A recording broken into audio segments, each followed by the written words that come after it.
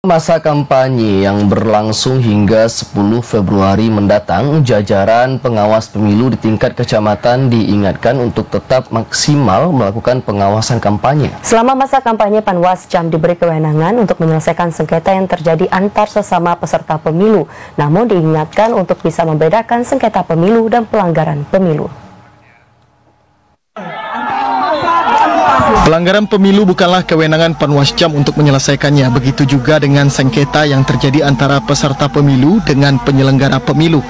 Di antara sengketa antar peserta pemilu di masa kampanye pemilu serentak tahun 2024 yang bisa diselesaikan dengan cepat di tingkat Panwascam adalah persoalan pemasangan spanduk yang tidak berdempetan dan suara speaker saat kampanye yang mengganggu caleg lain ketika sedang melakukan kampanye. Meski demikian, hingga hari ke-23 masa kampanye, Panwascam belum menemukan sengketa antar peserta pemilu yang diregister di tingkat Kota Payakumbuh maupun di kecamatan. Membedakan mana hal-hal yang bisa dilaksanakan penyelesaiannya dengan sengketa cepat dan sengketa proses, maka itu harus bisa dibedakan oleh jajaran kita di bawah. Karena ada beberapa pelanggaran yang tidak bisa dilaksanakan penyelesaiannya dengan mekanisme sengketa cepat. Sementara itu, Ketua Bawaslu Provinsi Sumatera Barat Alni menyebutkan bahwa Panwascam khusus menyelesaikan sengketa yang mungkin terjadi di masa kampanye.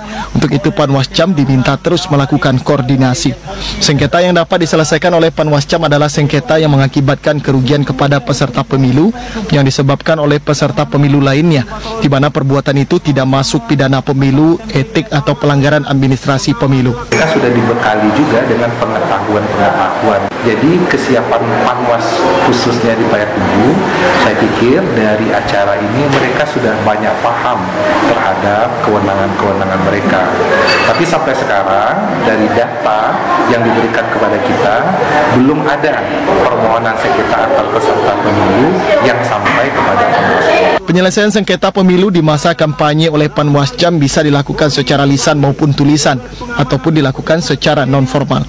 Dari Kota Payakumbuh, demikian laporan Edward, TVRI Sumatera Barat.